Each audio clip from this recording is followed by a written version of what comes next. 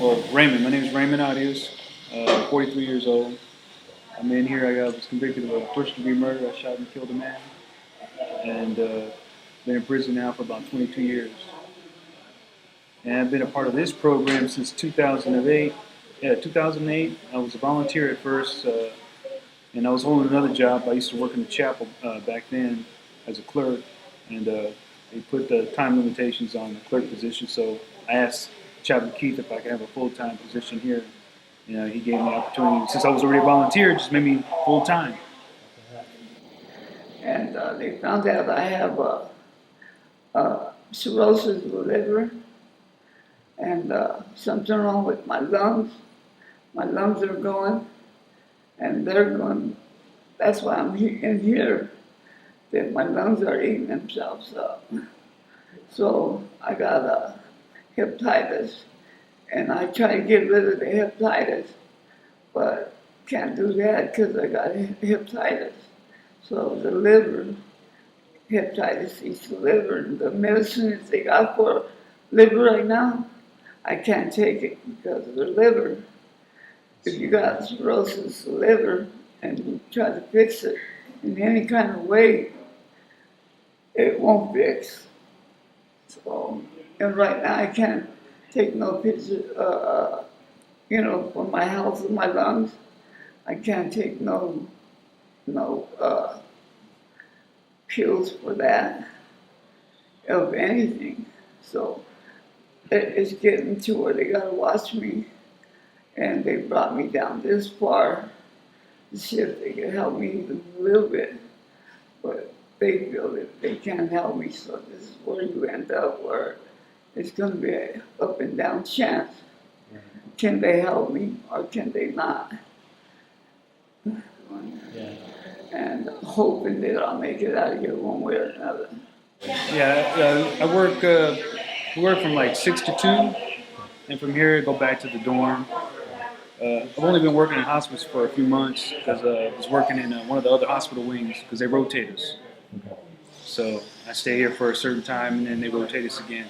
But usually after work I just go back to the dorm, and sometimes I do a little exercise, and you read, you eat, watch a little TV, study, those type of things. It's a little program that you have. Even while you're incarcerated, there's things to do.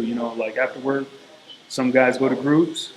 Usually I go to school twice a week, Tuesdays and Thursdays, to learn American Sign Language. I've been doing that for a few years, and because prior to me working as a chaplain's clerk or here, I used to work as a clerk in education, so that's where it all started for me. And my son just recently got married back in May, so him and his wife now are going to have a child.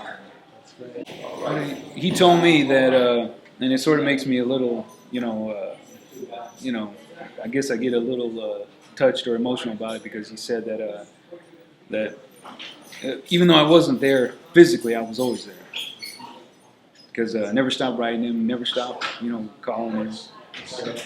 So, and then I was told that he told his mother, and his mother told me that he used to tell his friends all the time that, hey, for some reason I always thought my dad would get a hold of me if I didn't do the right thing. I always felt like he was better reach out and get me. So it had him flying straight. So he didn't dibble or dabble in anything that I ever did. So well, he remembers a little bit on the street, and then back then I got to see him during a family visit before they actually took him away from us. So I used to, it was a constant thing before, it just didn't I stopped seeing him once I came to prison. He was still visiting me and stuff like that. So we still had a relationship, and I would get real creative during those family visits. I would create games and open all the doors in the house, and we would run around like kids in there. Always made it real interesting. Put them on my shoulders, and I would create like a little game, like a safari, and go look at the spider webs or lizards or whatever. So he remembers things like that. I was in because of the little girl made remarks about me which did not happen. My God, when I get out, I'm gonna sue those 3 judges and my attorney also. I'm going to sue them. That'd be great. And I didn't do anything. I didn't do a damn thing to this girl that was running around the park. I lived in a mobile home. And she come around and it was terrible. I was in prison sometime before then, but then when I got out, I made a mental attraction as to what I've done, and I wasn't going to do those things anymore. It's because I was as little as I am, and many years back I looked very, very young, very, very young. Well, with the wife that I had, I was married with her for about 13 or 14 years. Then there was a war that went on, and we were still married, but I don't know who she was fooling around with. Oh my God.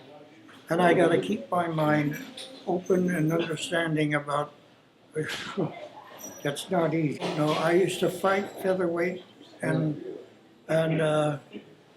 for about 5, 6 years, and then I stopped because I got too old. And now I'm here. I find myself in this lousy place, and it's a good thing that they got a man like that over there, and they're all trying to help. That's right. And I'm not going to keep them in despair, because I'll go out. I'm going to be all alone. But we'll probably go to the up north towards Reading. They have a place there, the 4, 5, 6 houses, and they got inmates in there. And I hope that I can get out. That's where I'll go. I was involved in gangs in the street, but it wasn't a gang related murder though. It was just that we were all gang members, and my brother ended up getting in an argument with somebody, and when they came and got me, I was kind of crazy back then. You know, I had a whole different way of thinking, and I went to go get a pistol, seen the individual he was fighting with, and I shot and killed him. And I didn't think twice about it. Well, it's just the kind of thinking, you know, that I had back then. It all depends what kind of relationship you have with some people. Like some people, it's more difficult because you know them, and you know, you've known them for years. And then there's some people you get close to, and then you know, it all depends how ugly the death is. Sometimes it could be real ugly, and it's like you just don't know. Like you just like pray and ask God, like just take them already, you know, because it just looks like a whole lot of suffering. Now I'm in hospice, and hospice is taking care of me.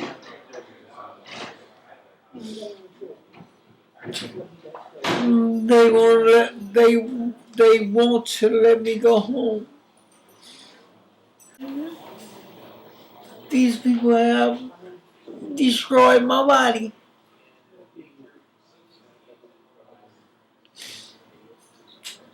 They said I had cancer, and I didn't have cancer. And now I'm dying. And I feel like crying every day. Because, like I said, they have destroyed me. They have destroyed me. I look like a skeleton. And Yeah. they gave me 6 months. I made it a little past 6 months because I've been fighting hard. And God has been on my side. I've already been to the board before, and they had denied me 5 years. It was my first time, and I guess they probably thought that I probably need a little bit more time. You know, young guy. So I'm trying to go back and see them again and see if they'll grant that request and see if they'll find me suitable next time. Because sometimes when you look at me, you have to get to know me, so they want to see if you're for real. You know, so I've been pretty consistent since I've been in this institution. It's been sort of like a blessing for me because everything right here I did, I've done positive.